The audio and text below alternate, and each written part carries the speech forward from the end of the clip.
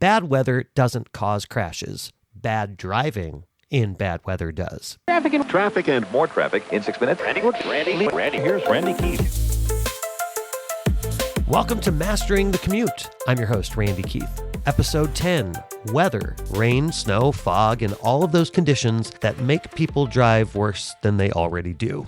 Traffic doesn't stop for bad weather, but most drivers barely adjust their habits. Some keep full speed ahead in a downpour, assuming their tires will grip. Others panic at the first snowflake and create a rolling roadblock. The truth, most bad weather crashes could be avoided with just a few simple adjustments. Today we're talking about how to stay safe, avoid unnecessary crashes, and keep traffic moving, no matter what the forecast throws your way. Rain is the deadliest weather condition for driving, even worse than snow or ice in terms of fatalities. The biggest mistake is drivers go too fast, assuming your tires will grip the road. Hydroplaning can happen at just 35 miles per hour on wet pavement, and braking distances double or triple in heavy rain. When I used to report the traffic, I could always tell where it was raining when rain was in the forecast because there would be a cluster of accidents in a certain area of town. And sure enough, that's where the rain was starting to fall. So here's how to stay in control. Slow down at least 5 to 10 miles per hour from your normal speed and avoid sudden braking. Whenever you need to slow down, ease off the gas instead. Also, as much as possible, stay in the middle lanes because water pools on the outer lanes. If you start hydroplaning, ease off the gas, steer straight, and wait for your tires to regain grip.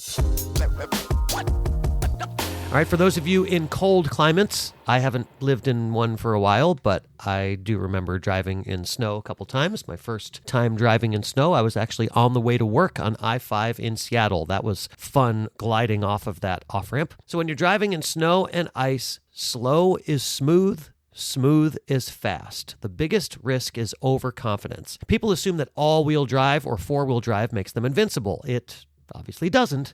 It just helps you accelerate, not stop. Braking distance increases 4 to 10 times on ice, so make sure you accelerate and brake smoothly. Avoid sudden movements. Keep at least 6 seconds of following distance and use your lower gears to maintain control. Now, what do you do if you do start sliding? Always turn into the skid. If your back wheels slide right, steer right. Do not slam on the brakes. This locks up your wheels and will start a skid. Warning for bridges. On most bridges, they have signs that say bridges freeze first because they have cold air above and below. So slow down before you get on a bridge. Fog. Fog is one of the most dangerous conditions because drivers don't adjust properly. I remember when I was reporting traffic in LA in 2002, it was actually one of the few weekends that I had off. I think I was on vacation. I worked Saturday and Sunday mornings, and I believe it was 8 or 9 in the morning. There was one of the biggest pileups ever on the 710 freeway in Long Beach, where a lot of commercial traffic goes to the Port of Long Beach. And I believe it was like over 100 car pileup because the fog was so thick a couple miles inland. This happens a lot in inland valleys as well when they get fog that isn't necessarily expected in early morning hours. So the biggest mistake with driving in fog is using high beams. High beams reflect off the fog and make visibility even worse. So how to drive safely in fog? Make sure you use your low beams or fog lights if your vehicle has them, never high beams. Increase your following distance. You'll definitely need extra reaction time. And if the fog is too thick, pull off in a safe location, not the highway shoulder. A couple of other extreme weather conditions. Heat. Heat waves can be brutal on your car. Extreme heat increases tire blowout risk, so make sure you check tire pressure and coolant levels before long trips. Make sure you park in shaded areas to prevent interior overheating. Wind can also be dangerous, especially for high-profile vehicles.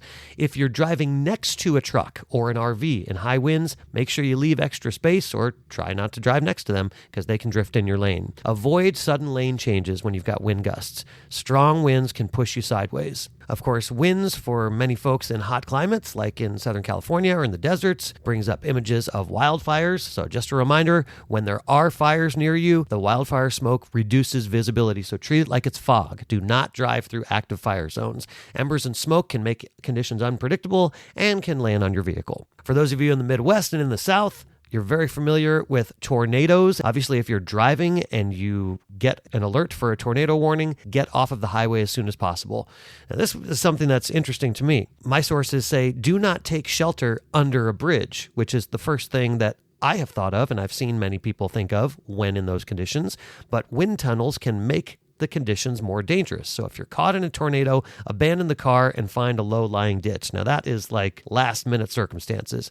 Hope you never have to deal with that. Flooding is also no joke. Turn around, don't drown is the saying. Just 6 inches of water can sweep away a car. Roads may look shallow, but floodwaters hide washed-out pavement. Blizzards, I know the potential is still there. We're still in winter, technically, here in the Northern Hemisphere, and even in the beginning of April, the northern climates can get snow and blizzards, so if you get stuck, run the heater in 10-minute intervals to conserve fuel and keep your tailpipe clear of snow to prevent carbon monoxide poisoning. Of course, if you're driving in a blizzard and are making it through, slow down, use the middle lanes, all of the precautions that I gave for rainy conditions. So remember to adjust your speed to match road conditions. Visibility is everything. If you can't see far, slow down. Be predictable. Other drivers are relying on seeing you. What's your biggest traffic frustration? Send me a message on social media at Mastering the Commute on Facebook and YouTube, or you can always email me directly, freewaytrafficexpert@gmail.com. In our next episode, we're talking about spring break, so everything having to do with pedestrian traffic, whether you are going to be at a beach, in a theme park, or if you're trying to avoid hitting pedestrians because you're driving in an area where there are a lot of people walking around. Everything having to do with pedestrian traffic, we'll cover it next week. Until then, drive safe, drive smart. Lead by example. Take these tips to heart. Pay attention, read the signs, make the road better, one drive at a time.